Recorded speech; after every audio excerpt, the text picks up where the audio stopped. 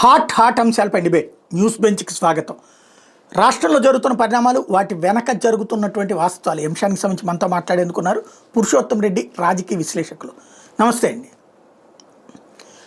ఈవేళ పులివెందుల ఎన్నికలు జరగబోతున్నాయి. వాస్తవంగా ఈ ప్రభుత్వం అధికారంలోకి వచ్చిన తర్వాత 14 నెలల తర్వాత జరుగుతున్నటువంటి తొలి ఎన్నిక అనాల. కొన్ని స్థానిక ఎన్నికలకు సంబంధించి మొన్ననే ఏకగ్రీవాలైనవి. పులివెందుల, ఒంటిమిట్ట ఈ రెండు ప్రభుత్వ పనితీరుకి సాక్ష్యం అవుతాయా, జగన్కి పరీక్షిస్తున్నట్టు అనుకోవాలా? సాయి గారు, బేసిక్గా పులివెందుల కానీ లేదా కుప్పం కానీ ఈ రెండు నియోజకవర్గాల యొక్క ఫలితాలు రాష్ట్ర ప్రభుత్వ పనితీరును కానీ రాజకీయ పరిస్థితిని కానీ ప్రతిబింబించవు. కారణం ఏంటంటే ఇక్కడ రాజకీయ అంశాల కన్నా వ్యక్తుల యొక్క ప్రాధాన్యత ముందుకు వస్తూ ఉంది. పులివెందుల్లో వైఎస్ కుటుంబం కానీ, కుప్పంలో చంద్రబాబు నాయుడు గారికి ఉన్న అనుబంధం కానీ అది అనేక సందర్భాలు రుజువైంది. అధికారంలో ఉన్నా అధికారంలో లేకపోయినా అక్కడ ప్రజలు వ్యక్తులు అంటే చంద్రబాబు నాయుడు గారు అక్కడ, ఇక్కడ జగన్మోహన్ రెడ్డి గారిని చూసాం. తొలిసారిగా మనకు కుప్పంలో రివర్స్ అయింది. వైసీపీ అధికారంలో ఉన్నప్పుడు ఆడ జెడ్పీటీసీలు, ఎంపీపీలు, మున్సిపాలిటీ వైసీపీ కైవసం చేసుకుంది. కానీ రిఫ్లెక్షన్ ఏమొచ్చిన తర్వాత సాధారణ ఎన్నికల్లో అందుకు భిన్నమైన ఫలితాలు వచ్చినాయి. దీన్ని బట్టి మనకు అర్థమయ్యేది ఈ రెండు నియోజకవర్గాల్లో వాళ్ళ యొక్క ఇమేజే తప్ప రాష్ట్ర పరిపాలన యొక్క పనితీరు ప్రభావం చాలా పరిమితంగా ఉంటుంది, వ్యక్తి యొక్క ప్రభావం ఎక్కువగా ఉంటుంది, రుజువు అవుతుంది. కాబట్టి రేపు పులివెందులో జరిగే ఫలితం కూడా వ్యక్తి ప్రభావమే ఉంటుంది తప్ప దానికి భిన్నంగా ఏదైనా జరిగినా కూడా, లేదా కుప్పంలో ఎట్లయితే వైసీపీ గెలిస్తే ఏం సాధించిందో ఇక్కడ పొరపాటు నీళ్ళు గెలిచినా కూడా అదే సాధిస్తారు. కాబట్టి ఈ రెండు నియోజకవర్గాల్లో రాష్ట్ర ప్రభుత్వ పనితీరుని ప్రతిబింబించు అది మనకు కనపడతా ఉంది. ఇప్పుడు పులివెందుల్లో ప్రచారంలో కూడా ఎక్కడ ఈ రాష్ట్రంలో మా పరిపాలన చూసి ఓటైనని వాళ్ళు కానీ, ఈ ప్రభుత్వంలో పరిపాలన చూస్తే నష్టపోయినాము ఓటైనని కాకుండా ఇది వయస్కున్నట్టు ఇమేజ్ వాళ్ళు చెప్తున్నారు. మాకు ఒక అవకాశం ఇవ్వండి అనే పద్ధతి. అవకాశం అనేది మేము గెలుస్తాం, అది మీడియాతో మాట్లాడుతున్న జనంతో ఏం మాట్లాడుతున్నారు ఎవరికి తెలియదు. కాబట్టి ఇది ప్రజల యొక్క పల్స్ని రాష్ట్ర ప్రభుత్వ పనితీరుగా చూసే అవకాశం లేదు. రైట్. అయితే ఇక్కడ ఎలక్షన్లో రిజల్ట్ కనుక అగెనిస్ట్గా వస్తే జగన్కి, అప్పుడు అది లోకల్గా ప్రభావం చూపెట్టదా? ఖచ్చితంగా మన కుప్పంలో ఎట్లయితే ప్రభావం చూపి వైసీపీ ఏం సాధించిందో రేపు వీళ్ళు అట్లా సాధిస్తారు, జనరల్ కామెంట్.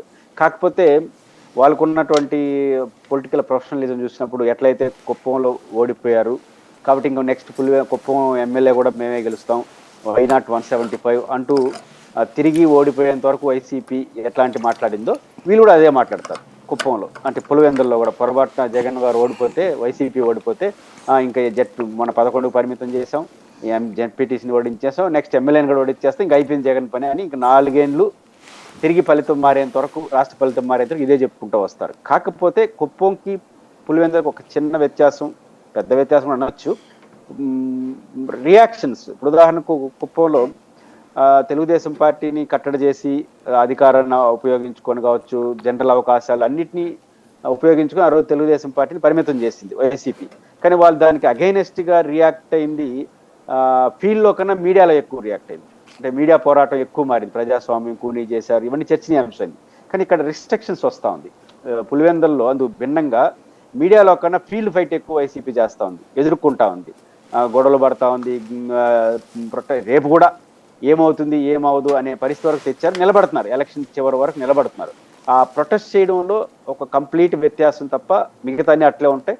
ఒకవేళ మీరు అన్నట్టు వాళ్ళు గెలిచారనుకోండి తెలుగుదేశం పార్టీ, ఖచ్చితంగా అక్కడ బీటెక్ రవి మరింత ఫెరోసస్గా రావడానికి కొంత ప్రొవోకింగ్ యాక్టివిటీ పులివెందులు. దీని పర్యవసనాలు ఎలా ఉంటాయంటే ఏకపక్షంగా ఓట్లు ఉండడం కాదు, లీడర్షిప్ ఉంది వైసీపీకి, గ్రామాన లీడర్షిప్ ఉంది. అందువల్ల ఏమవుతుంది, ఇక్కడ వీళ్ళు ప్రొవోకింగ్ యాక్టివిటీ, వాళ్ళ రియాక్షన్స్ వల్ల కొంచెం అవాంఛనీయ సంఘటనలు 2-3 ఏళ్ళు జరిగేదానికైతే స్కోప్ ఇస్తుంది. అదనంగా బిహేవియర్, ఆడ ఉన్నటువంటి ఫెరోసస్ లీడర్షిప్ వల్ల ఇది అదనంగా ఉంటుంది కుప్పం కన్నా, తప్ప అంతకు మించిన మార్పులు అయితే ఉంటాయని నేను అనుకోవట్లేదు. అయితే ఇక్కడ గత కొన్ని రోజులుగా జరుగుతున్నటువంటి సంఘటనలు, వైసీపీ వాళ్ళేమో మమ్మల్ని కొడుతున్నారు, మా మీద దాడులు చేస్తున్నారు, కేసులు పెడుతున్నారు అంటుంది. వాళ్ళే తప్పు చేస్తున్నారు, వాళ్ళు తప్పు చేస్తుంటే అసలు వాస్తవంగా వాళ్ళ తలలు తీసే పరిస్థితుల్లో మేము కాపాడుతున్నామని పోలీసులు చెప్తున్నారు. ఇక్కడ తెలుగుదేశం పార్టీనేమో అదంతా వాళ్ళు అరాచకం చేస్తుంటే దాన్ని పోలీసులు అడ్డుకుంటున్నారని చెప్తుంది. ఏది నిజమని నమ్మాలి?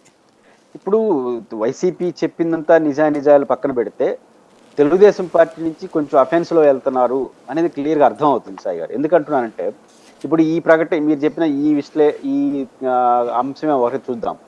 వైసీపీ ఏమంటుంది, మా పైన వాళ్ళు దాడులు చేస్తున్నారు, మా ఎమ్మెల్సీ పైన దాడి చేశారు, నిరాయుధులుగా ఉన్న మా పైన ఆయుధాలతో దాడి చేస్తున్నారు, చంపడానికి ప్రయత్నం, ఇది నంబర్ ఆఫ్ ఇష్యూస్ వాళ్ళు చెప్పారు. సరే కాసేపు వాళ్ళు అబద్ధం అనుకుందాం. వీళ్ళు ఏమంటున్నారు, వాళ్ళే దాడి అంటే ఎవరి మీద చేస్తారు? తెలుగుదేశం మీద దాడి చేయాల్సిందే కదా, ప్రత్యర్థి వాళ్ళే కదా. మరి తెలుగుదేశం పార్టీ నుంచి నాకు తెలిసి ఫిర్యాదులు లేవే, అంటే మా మీద దాడి చేస్తున్నారు, అధికారంలో ఉన్నా కూడా మా మీద అటాక్, వైసీపీ ఎట్లయితే తెలుగుదేశం పార్టీ దాడి చేస్తుందని చెప్తా ఉందో, తెలుగుదేశం పార్టీ ఇంతవరకు నాకు తెలిసి మా మీద దాడి, వాళ్ళు విమర్శ చేసి మా మీద దాడి చేశారని కేసు పెట్టినప్పుడు లేదు వాళ్ళే మా మీద ఈ దాడికి వస్తున్నారు అని మాట్లాడుతున్నారు తప్ప రియాక్షన్గా వీళ్ళ నుంచి ఒక ఫిర్యాదు, మమ్మల్ని అన్యాయంగా దాడి చేశారు, వాళ్ళకున్న బలాన్ని మాకున్న అధికార పార్టీని లెక్క చేయకుండా పోలీసులు లెక్క చేయకుండా లేదా పోలీసుల మీద దాడి చేశారు, ఇట్లాంటి చర్చ ఘటన జరిగిన తర్వాత వస్తూ ఉంది. దీన్ని బట్టి చూసినప్పుడు ఎవరిపైన అఫెన్స్లోకి వెళ్తున్నారు అనేది అర్థం చేసుకోలేం కదా. రెండో అంశం, ఇప్పుడు పోలీస్ వ్యవస్థ, పోలీసు అఫీషియల్స్ ఏం మాట్లాడుతున్నారు, రెండు కాంట్రడిక్షన్స్ కనిపిస్తాయి ఇక్కడ. ఒకటి, పోలీస్ అఫీషియల్స్ ఏమంటారంటే కేసు మీలాంటి జర్నలిస్టులు కేసు అటెంప్ట్ మర్డర్ కేసు పెట్టలేదు అనే చర్చ వారు ఏమంటున్నారు, డాక్టర్ సర్టిఫికేట్ కానీ ఇవన్నీ లేకపోతే జడ్జి గారు సీరియస్గా రియాక్ట్ అవుతారు అంటున్నారు. అంటే మర్డరు, అటెంప్ట్ మర్డరు. నేను కూడా 2 సార్లు, అంటే నాది రాజకీయ కేసు అనుకోండి, ఒకసారి రాజశేఖర్ గారి ప్రభుత్వం ఉన్నప్పుడు ఇళ్ల పట్టాలు, చంద్రబాబు గారు ఉన్నప్పుడు విద్యుత్ పోరాటం చేసినప్పుడు అటెంప్ట్ మర్డర్ కేసు పెట్టారు. ఎవరిపైన? ఇళ్ల పట్టాలప్పుడు పోలీసుల పైన, డైరెక్ట్గా ముఖ్యమంత్రి పైన. అప్పుడు విద్యుత్ పోరాటం అప్పుడు అటెంప్ట్ అనే దానికి రీజన్ ఏంటి, మనం వస్తున్నట్టు ఫోర్సు, ప్రయత్నం, బుద్ధిపూర్వకం చేసే ప్రయత్నం అటెంప్ట్ అంటారు. అంతే తప్ప గాయాలు ఎందుకు వస్తాయి? కాబట్టి పోలీస్ అఫీషియల్స్ గాయాలు కాలేదు, డాక్టర్ సర్టిఫికేట్ లేదు అని మాట్లాడారు. విచిత్రం అంటే సాయి గారు, ఇదే పులివెందుల మండలంలో ఈ ఎన్నికల సమయంలోనే వైసీపీ నాయకుల పైన కొంతమంది అటెంప్ట్ మర్డర్ కేసులు నమోదైనాయి. మరి ఇక వాళ్ళు అటెంప్ట్ చేసినారు అంటున్నారు కదా, వాళ్ళు ఎవరి మీద అటెంప్ట్, డాక్టర్ సర్టిఫికేట్లు వచ్చినాయా? వాదనలు ఎంత పేవలంగా ఉన్నాయి. ఒకవైపేమో ఆ పోలీసులు ఉన్నారు, అటెంప్ట్ చేయలేదు, చేసినట్టు డాక్టర్ సర్టిఫికేట్లు ఉండాలి అని అంటున్నారు పోలీస్ అఫీషియల్స్. అదే పోలీస్ అఫీషియల్స్ ఏమంటున్నారు, మేము ఇన్ టైంలో పోకపోతే తలకాయలు వేసిపోయింటే అంటున్నారు. తలకాయలు వేయటంటే చంపడానికి ప్రయత్నించడమే కదా. అంటే అటెంప్ట్ మర్డర్ అంటే ఏంటి? అటెంప్ట్ చేయడమే కదా బుద్ధిపూర్వకంగా. మరి తలకాయలు ఎందుకు లేసిపోతాయి? ఆ కాంట్రడిక్షన్ అక్కడే కనిపిస్తూ ఉంది. కాబట్టి వీళ్ళ వరకు వచ్చేసి ఈ మాట ఆ మాటకు వచ్చి వాళ్ళకి బోల్డెన్ మంది మీద అటెంప్ట్ మర్డర్ కేసులు పెట్టున్నారు, అరెస్టులు కూడా అయి ఉన్నారు, జైలు గడ పంపించారు, రిమాండ్ అంటున్నారు. మరి దీన్ని ఏమంటారు? కాబట్టి ఖచ్చితంగా మనకు కూడా తెలుసు, అధికారంలో ఉన్న వాళ్ళు కొంత అధికార యంత్రాంగాన్ని వాడుకుంటారు. అది ఏ మోతాదులో ఉంటుందనేది తేడా తప్ప, అది గత 10-20 ఏళ్ళుగా రాజకీయాల్లో అవాంఛనీయ సంఘటనలు అయినప్పుడు కూడా వస్తూ ఉన్నది వాస్తవం. కాబట్టి తెలుగుదేశం పార్టీ అఫెన్స్లోకి వెళ్తా ఉంది, వైసీపీ పార్టీ ఎదుర్కొంటా ఉంది. ఆ ఎదుర్కొనే క్రమంలో ఏదైనా ఘర్షణలో వాళ్ళు కూడా ఒక పాత్ర అంటే ఉండొచ్చు తప్ప, వాళ్ళు బుద్ధిపూర్వకంగా అటెంప్ట్ చేసే పరిస్థితి ఉంటుంది అనుకో. చేయరు. ఎందుకు చేయరంటే వాళ్ళు మంచోళ్ళు, నీళ్ళు చెడ్డోళ్ళని కాదు. ఇవి అటెంప్ట్ వాళ్ళు చేసినట్టే మొత్తం ఎత్తుకు లోపలేస్తారు. వాడికి ఎలక్షన్ కూడా పెట్టుకోలేరు వైసీపీ వాళ్ళు. ఆ యాంగిల్లో నేనైతే చూస్తాను ఈ అంశాన్ని. అంటే ఇక్కడ మొన్న జరిగినటువంటి ఇన్సిడెంట్స్ తర్వాత సాధారణంగా ఇదివరకు మనం చూసాం, వైసీపీ అధికారంలో ఉన్న టైంలో స్థానిక ఎన్నికలు జరిగినాయి. ఆ టైంలో పోలీసు అధికారుల మీదనో లేకపోతే కనుక ఎన్నికల అధికారుల మీదనో ఏమైనా కంప్లైంట్ చేస్తే వాళ్ళని ఇమ్మీడియట్గా అక్కడి నుంచి ట్రాన్స్ఫర్ చేయడమో లేకపోతే వాళ్ళని సస్పెన్షన్లో పెట్టడమో లేదంటే ఆ డ్యూటీస్ నుంచి తప్పించడమో జరిగినాయి. ఇప్పుడు ఇన్నిసార్లు ఎన్నికల సంఘానికి కంప్లైంట్ పెట్టినా ఎందుకని పట్టించుకోవట్లేదు అనుకోవాలా? నిమ్మగడ్డ రమేష్ కుమార్ గారు అప్పుడు ఉన్నారు ఎన్నికల కమిషనర్గా, వారిపైన వైసీపీ చాలా విమర్శలు కూడా చేసింది. ఏదైనప్పటికీ ఎలక్షన్ కమిషన్ యొక్క ప్రాథమిక కర్తవ్యాన్ని ఇప్పుడున్న ఎలక్షన్ కమిషన్ నిర్వర్తించట్లేదు. ఇదే వాళ్ళ పాత్ర అయితే ఎలక్షన్ కమిషన్ అవసరం లేదని నేనైతే ఫీల్ అవుతున్నాను. ఎందుకంటున్నానంటే ఇక్కడ వైసీపీ చేసిన ఆరోపణలు కరెక్ట్ అని, తెలుగుదేశం ఆరోపణలో మాటలో తప్పు అని నేను అనట్లేదు. మినిమం ఎలక్షన్ కమిషన్ బాధ్యత ఏంటి? ఏదైనా సదరు పార్టీ, పోటీలో ఉన్న భిన్నమైన పార్టీలు తమ అబ్జెక్షన్స్ రైజ్ చేసినప్పుడు ఇమ్మీడియట్గా మీరు ప్రస్తావించినప్పుడు, ఆ రోజు నిమ్మగడ్డ రమేష్ కుమార్ గారు చేసింది ఏంటి, నంబర్ ఆఫ్ ఎస్పీలకి తెలుగుదేశం పార్టీ కావచ్చు ఎవరైనా సారు ఫిర్యాదు చేస్తే వెంటనే ఆ ఫిర్యాదును వివరణ అడిగేవారు. దాని నిజాలు ఏంటి, మంచి ఏంటి, చెడ్డ ఏంటి, that is different issue. Minimum బాధ్యత కదా ఎలక్షన్ కమిషన్ది. ఒక పోటీదారుడు మాకు సంబంధించిన కంప్లైంట్ ఇది అన్నప్పుడు ఇమ్మీడియట్గా కన్సల్ట్ అధికారికి నోటీస్ ఇచ్చి, యాక్షన్ కాదు మినిమం రిపోర్ట్ తెప్పించుకొని తర్వాత వాళ్ళకి వివరణ కూడా ఇస్తారు, పబ్లిక్గా కూడా వివరణ ఇస్తారు. మాకు ఈ కంప్లైంట్ వచ్చింది, మేము చర్యలు తీసుకొని మీరు చెప్పిందంత కరెక్ట్ కాదు, అట్లాంటిది ఏమీ లేదు, ధైర్యంగా మీ పని మీరు చేసుకోవచ్చు అని చెప్పడం. లేదా తప్పు జరిగిందంటే ఆ అధికారి పైన యాక్షన్, ఏదో ఒక రెస్పాన్స్ అనేది ఉండేది. దురదృష్టవశాత్తు ఇప్పుడున్న ఎలక్షన్ కమిషన్ మినిమం రెస్పాండ్ కావట్లేదు మంచి అట్ల తర్వాత ఇష్యూ. కాబట్టి ఈ ఎలక్షన్ కమిషన్ ఎందుకో మినిమం వాళ్ళ ప్రాథమిక విధులుగా నెరవేర్చింది. దీనికోసం ఎలక్షన్ కమిషన్ అయితే అవసరం లేదు. అంటే వినతి పత్రాలు తీసుకోవడం కోసం, ఎన్నికల నోటిఫికేషన్ వేయడం కోసం, లేదా రిజల్ట్స్ వస్తే అనౌన్స్ చేయడం కోసం అయితే కలెక్టర్ అయినా చేస్తాడు, ఎంఆర్ఓ అయినా చేస్తాడు. కాబట్టి ఇంత స్వతంత్ర ప్రతిపత్తి ఏం అవసరం లేదు. రెండోది, సతీష్ రెడ్డి గారి మాటలను ప్రస్తావించాల్సిన అవసరం ఎందుకు ఉంటుందంటే, సరిగ్గా ఇప్పుడు జెడ్పీటీసీ ఒంటిమిట్ట అండ్ పులివెందుల జరుగుతుంది. అదైతే 2 ఏళ్ల క్రితం చనిపోయాడు. ఇదైతే ఆయన రాజీనామా కారణంగా ఏర్పడింది. నేనున్న తిరుపతిలోనే సాయి గారు 3 వార్డులకి ఎప్పుడో పెండింగ్ ఉంది. 3 వార్డులు ఏది కౌన్సిల్ ఒకటి అప్పుడు డిప్యూటీ మేయర్ రాజీనామా చేయడం, ఒక ఆయన చనిపోవడం, ఎలక్షన్కి ముందే చనిపోవడం, ఇవన్నీ జరిగినాయి. ఇంకోటి పెండింగ్ ఉంది. వీటికి ఎందుకు నామినేషన్ లేదు, నోటిఫికేషన్ ఇవ్వలేదు? నాకున్న ప్రాథమిక అవగాహన మేరకు మీరు యాక్సెప్ట్ చేస్తారనుకుంటున్నాను. ఎలక్షన్లో రిజిస్టర్ అయ్యి, అంటే ఖాళీ ఏర్పడినటువంటిది తదుపరి ఎప్పుడు ఎలక్షన్ జరిగినా ఖాళీ అనేది రిజిస్టర్ అయితే ఆటోమేటిక్గా జరిగే ఎలక్షన్స్లో, నేషనల్ ఎలక్షన్ జరిగినా రాష్ట్ర స్థాయిలో జరిగినా ఆటోమేటిక్గా ఖాళీ ఉన్న ప్రతిదాని నోటిఫికేషన్లో ఇంక్లూడ్ చేయడం అనేది సాధారణ జరిగే ప్రక్రియ అని నేను నమ్ముతున్నాను. మరి ఎందుకు ఇది సాధారణ ప్రక్రియ ఇక్కడ జరగలేదు? ఆ రెండింటికి నామినేషన్ వేసినప్పుడు కొన్నింటికి వేశారు. మరి తిరుపతి కార్పొరేషన్లో ఎందుకు వేయలేదు? ఇంతవరకు వేయలేదు. 3 వార్డులు ఖాళీగా ఉన్నాయి, క్లియర్. ఇంకా చాలా చోట్ల ఉన్నట్టున్నాయి, ఎందుకు వేయలేదు?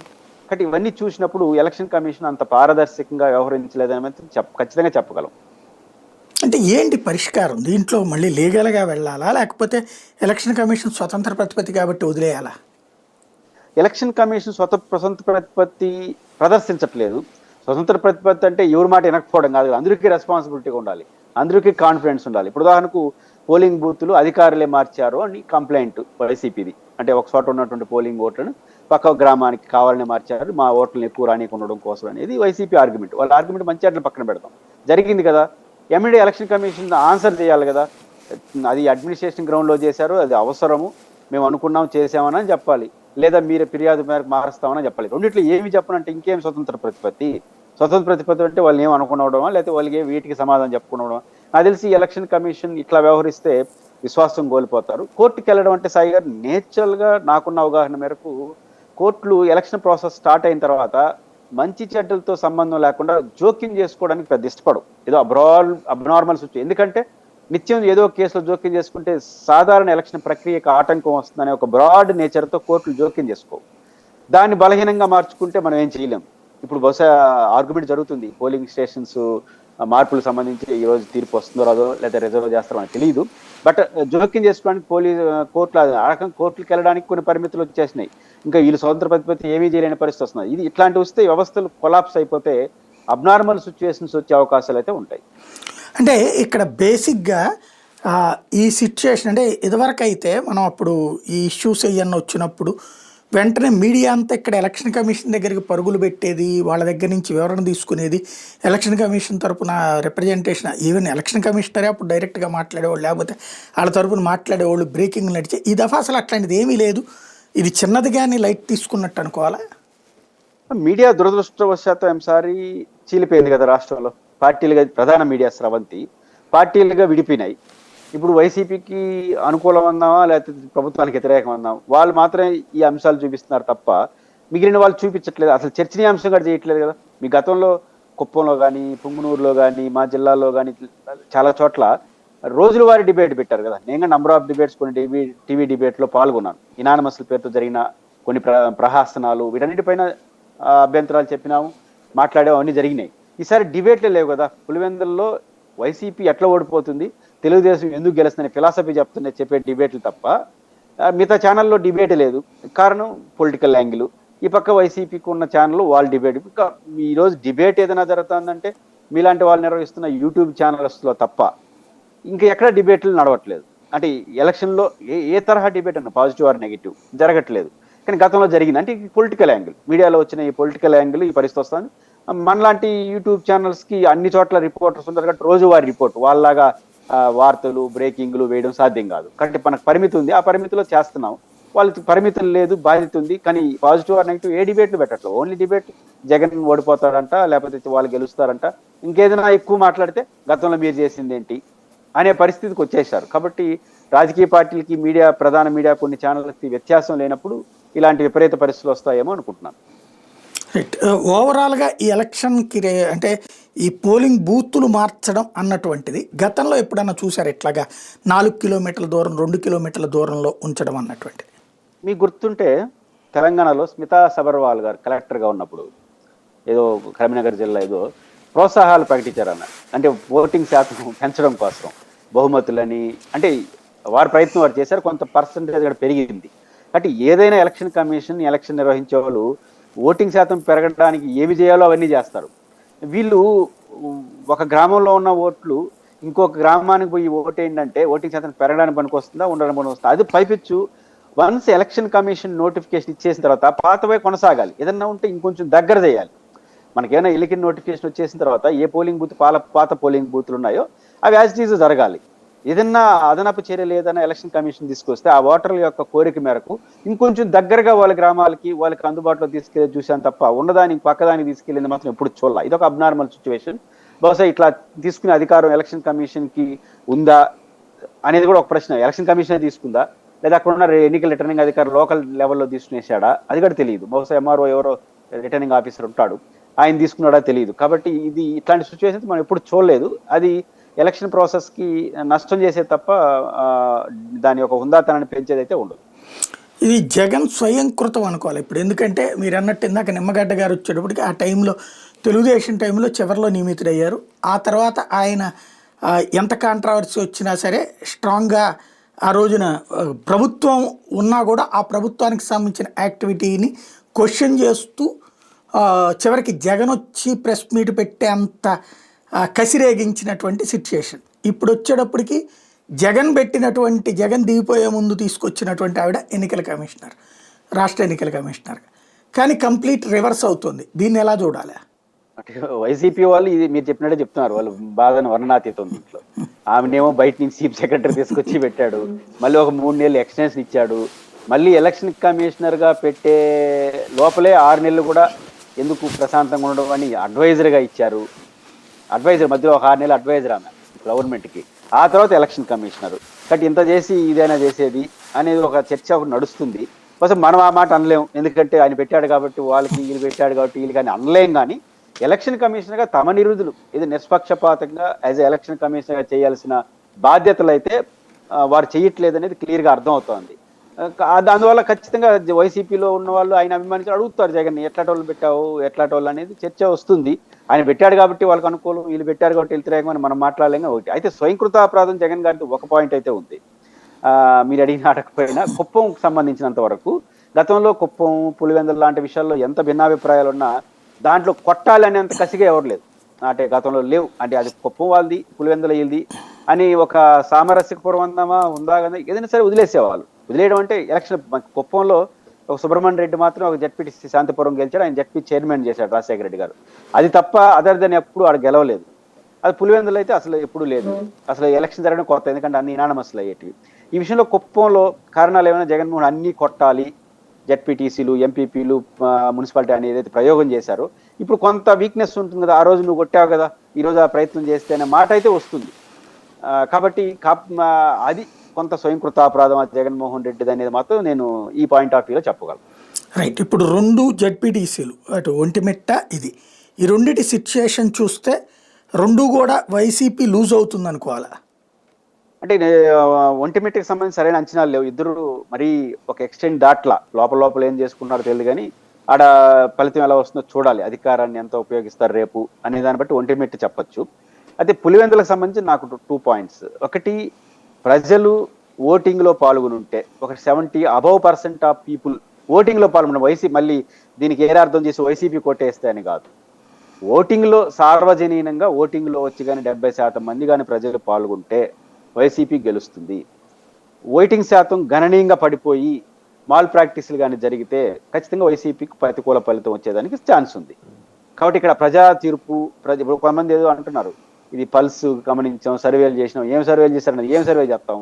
ఓటేస్తారో లేదో తెలియకుండా సర్వేలు చేసి ఏం చేస్తాం? ఓటేసి కాబట్టి డిఫరెంట్ సిచ్యువేషన్.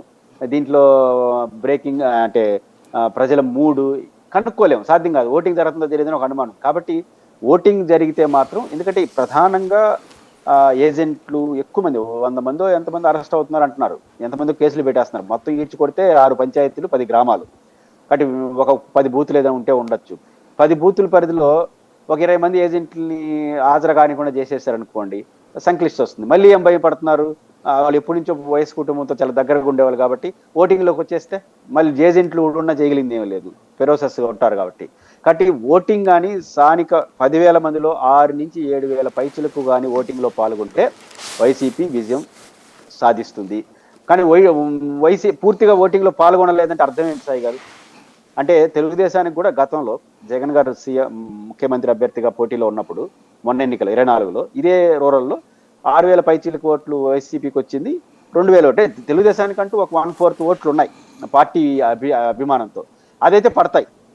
దాంతోపాటు ఇంకొక అంటే 25% మొత్తంలో అనుకో 20-25%, ఇంకా 50% కూడా ఓటింగ్ నమోదు కాకపోతే వాళ్ళ ఓట్లు పడి వీళ్ళ ఓట్లు పడినట్టే కదా లెక్క. ఆ రీత్యా చూసుకున్నప్పుడు ఒక ఓటు వీళ్ళకి 3 ఓట్లు వాళ్ళకి సిచ్యువేషన్ పులివెందుల మండలంలో ఉంది. ఈ మధ్యకాలం ఓడిపోయిన కారణంగా పులివెందుల మెడికల్ కాలేజ్ ఇష్యూ ముందుకు వచ్చింది, జగన్ ఓడిపోతే మాకు గౌరవం పోయిందని ముందుకు వచ్చింది, క్యాడర్లో కూడా చేంజ్ వచ్చింది. అప్పుడు ఓటేసారి ఇంట్లో పనుకున్నారు, ఈసారి లేదు మన ఆత్మాభిమానం క్యాడర్ కూడా ముందుకు వస్తుంది. ఆ రీత్యా ఎంతో కొంత పెరుగుతుంది వైసీపీకి. ఆ రీత్యా చూసుకున్నప్పుడు 70% కానీ ఓటింగ్ పోల్ అయితే వైసీపీ గెలుస్తుంది. బిలో 50% ఓటింగ్ శాతం కానీ నేను అడగట్లేదు, ప్రజలు పాల్గొంటే, మళ్ళీ ఓటింగ్ శాతం అంటే రకరకాల అర్థాలు వస్తాయి. ప్రజలు కానీ 50% లోబలి కానీ పాల్గొంటే వైసీపీకి కష్టం అవ్వచ్చు. అబౌవ్ 70% కానీ ప్రజలు పాల్గొంటే ఖచ్చితంగా వైసీపీ గెలిచే అవకాశాలు ఉంటాయనేది పులివెందులపై నాకున్న అంచనా. ఫైనల్గా ఒకటి చెప్పండి, ఈ లిక్కర్ కుంభకోణం జగన్ అరెస్ట్కి అంటే ఇంతకుముందు జత్వానీ కేసులోనో లేకపోతే లడ్డూ కేసులోనో ఇట్లాగా అనేక కేసుల్లో జగన్ జైలుకి వెళ్ళిపోతున్నాడు, వివేకానంద రెడ్డి కేసులోనో అన్నారు. ఇప్పుడు లిక్కర్ కేసులో జగన్ది అన్న తర్వాత ఇప్పుడు మళ్ళీ ఫస్ట్ ఛార్జ్ షీట్లో జగన్ది పేరు ప్రస్తావించారు కానీ నిందితుడిగా పెట్టలేదు. ఇప్పుడు సెకండ్ ఛార్జ్ షీట్లో కూడా వీళ్ళు ప్రధానమైనటువంటి నిందితులు వాళ్ళు ఆ ముగ్గురు కేసిరెడ్డి కూడా కాదు, అతని పేరెడ్డి బాలాజీ గోవిందప్ప, లేకపోతే కృష్ణమోహన్ రెడ్డి, ధనుంజయ రెడ్డి, ఇట్లాంటి పాయింట్ దగ్గర. ఇంకో పక్కన మొన్నే చంద్రబాబు గారు వాళ్ళకి చెప్పారు ఏం మాట్లాడద్దు, లిక్కర్ కేసు చట్టం తన పని తాను చేసుకుపోతుందని. జగన్ని ఈ కేసులో ఎట్టయినా జైలుకు వెళ్తాడు అన్నటువంటిది కేంద్రం అడ్డుపడుతోంది అన్నటువంటి వాదాన్ని ఇంకో పక్కన వాళ్ళు సోషల్ మీడియాలో ప్రొజెక్ట్ చేసుకుంటూ వచ్చారు. ఆ రెండింటికి ఏమైనా లింక్ ఉందా? నేను అనుకుంటే సోషల్ మీడియాలో ఏంటి, ప్రధాన మీడియా ఛానల్లోనే ఢిల్లీ వాళ్ళు కాపాడుతున్నారు అని వాళ్ళు ముఖ్యమైన వాళ్ళే మాట్లాడేస్తున్నారు. మెయిన్ ఛానల్స్లో కూర్చొని ఢిల్లీ వాళ్ళు కాపాడుతున్నారు జగన్ గారిని, అదే ఆయన రాజ్యసభ సభ్యుడు పరిమిల్ రత్వాని రూట్లో చేసుకుంటున్నారు అని చర్చ నడుపుతూ ఉన్నారు. కాబట్టి మొత్తం మీద ఈడీ యాక్టివ్ కావాలని, ఈడీ వచ్చేసి అరెస్ట్ చేయాలని ఇట్లాంటి చర్చలు కొంత నడుస్తున్నాయి. ఏదైనప్పటికీ నేను అనుకుంటుంది 2 కారణాలు. ఒకటి, జగన్మోహన్ రెడ్డి గారి స్థాయిలో అరెస్ట్ కావాలంటే గవర్నర్ పర్మిషన్ కూడా కావాల్సి ఉంటుంది 17A ప్రకారం. ఎందుకంటే అప్పుడు చంద్రబాబు గారి కేసు ఏమో స్కిల్ డెవలప్మెంట్ అనేది 17A రాకముందు నమోదైన కేసు, ఇది తర్వాత కేసు కాబట్టి గవర్నర్ అనుమతి తీసుకోవాల్సి వస్తుందేమో. గవర్నర్ అనుమతి తీసుకోవాలంటే మినిమం ఎవిడెన్స్, ముఖ్యమంత్రి స్థాయిలో తీసుకున్న పాలసీ డెసిషన్స్, దానికి కారణంగా మాల్ ప్రాక్టీస్, లేదా ఈ డిజిటల్ ఏరియల్స్ ఏమైనా ఉన్నాయో వాళ్ళ ద్వారా జగన్ గారికి లబ్ధి చేయరు వ్యవహారాలు. ఇప్పటివరకు మనకి వినిపిస్తున్న మాట, జగన్మోహన్ రెడ్డి గారికి కుడి ఎడమ కన్ను 2 కన్నులు వీళ్ళు ఉన్నారు కాబట్టి ఆయన అనే చర్చ నడుస్తుంది తప్ప ఏమీ లేదు. ఒక గోవిందప్ప సంబంధించి భారతీయ సిమెంట్ వాళ్ళదే కదా అన్నట్టు చర్చ వస్తుంది. నిజానికి భారతీయ సిమెంట్ వాళ్ళది కాదు. భారతీయ సిమెంట్ ఫ్రెంచ్ కంపెనీకి ఏ రోజు అమ్మేశారు, మేజర్ షేర్స్ వాళ్ళవే, వీళ్ళు మైనర్ షేర్స్. కాబట్టి దాంట్లో పెట్టే షేర్లను వాళ్ళకు ఆపాదించడానికి కుదరదు. ఆ రీత్యా చూసుకున్నప్పుడు ఉన్నాయో లేదో కూడా తెలియదు. ఈ డైరీ నాకు తెలిసి 20 డిస్టిలరీలో ఎవరు కూడా భారతీయ సిమెంట్లో కూడా పెట్టలేదు మనకున్న సమాచారం, ఇప్పుడు వస్తున్న వార్తల ప్రకారం. కాబట్టి వాళ్ళకి ఫైనాన్స్ ట్రాన్సాక్షన్ కనపట్లేదు, పాలసీ డెసిషన్కి అక్కడ జరిగిన మాల్ ప్రాక్టీస్కి సంబంధం కనపట్లేదు. అందువల్ల పర్మిషన్స్ సమస్య వస్తుంది. రెండో అంశం, ముఖ్యమంత్రి ఆయన ఆ స్థాయిలో వ్యక్తిని అరెస్ట్ చేస్తే పొలిటికల్ యాంగిల్ కొంత మారుతుంది కదా అనే చర్చ ఉంది. ఎందుకంటే ఇప్పుడు ఎవరిని అరెస్ట్ చేసినా first charge sheet Jagan guarantee, ఇప్పుడు రెండో ఛార్జ్ షీట్ రాబోతోంది జగన్ గ్యారంటీ, ప్రతిదానికి జగన్ గ్యారంటీ అని విమర్శలు చేయగలుగుతున్నారు. కానీ వన్స్ జగన్ అరెస్ట్ చేసేసారు అనుకోండి, ఇంకా అటో ఇటు అయిపోతుంది. మళ్ళీ చర్చ ఆయన విడుదల అవుతాడా కాడా, 3 నెలల 2 నెలల 6 నెలల ఈ చర్చ నడుస్తుంది, అది క్లోజ్ అయిపోతుంది. మళ్ళీ ఇంకేదైనా విమర్శ కోర్టులో తేల్చుకుందాం అంటారు. కాబట్టి ఎక్కువ రోజులు ఇది చర్చ జరగాలన్నా కూడా జగన్మోహన్ రెడ్డి గారిని అరెస్ట్ చేస్తే కుదరదు. ఆ రీత్యా ఏమైనా చేయట్లేదా, పొలిటికల్గా ఏం ఆలోచిస్తున్నారో తెలియదు. కానీ ఒక ఎండుకు వచ్చేసింది సార్, ఏదో ఒక డెసిషన్ తీసుకోక తప్పదు, చేసి ఇక్కడికి ముగించేసి ఆరోపణలకే పరిమితం చేస్తారా ఆధారాల కోసం అని చెప్పి, లేదా ఎందుకంటే ఇంకా 2 నెలలు 3 నెలలు ఇట్లే కొనసాగిస్తే కూడా అంత రాదు, ఎన్నిసార్లు చెప్తారో చెప్పిన వాళ్ళకే విసుగొచ్చేస్తుంది. అందుకని ఈ ససబెస్సర్లో పొలిటికల్ డెసిషనే కీలకంగా ఉంటుంది. ఎట్లైనా అరెస్ట్ చేయాలనుకుంటే తప్ప జగన్మోహన్ రెడ్డి గారిని అరెస్ట్ అవుతారని ఈ దశలో నేను అనుకోవట్లేదు. థ్యాంక్ యూ వెరీ మచ్ అండి. ఇది పరిస్థితి. ఓవరాల్గా తాజాగా జరుగుతున్నటువంటి పరిణామాల్లో ప్రధానమైనటువంటిది పులివెందుల ఎన్నికలు. జగన్ ఇజ్జత్ కా సవాల్ అయితే తెలుగుదేశం పార్టీ ఛాలెంజ్ చేసి గెలిచేటటువంటి ప్రయత్నం చేస్తోంది. బీటెక్ రవి సర్వశక్తులు ఒడ్డుతున్నారు. అందరూ సహకరించి మరి ముందుకెళ్తున్నారు. గ్యారంటీ గెలుపు ఖాయం. జగన్కి సొంత కోటలో దెబ్బ కొట్టి తీరతామంటున్నారు. ఏం జరుగుతుందో చూద్దాం.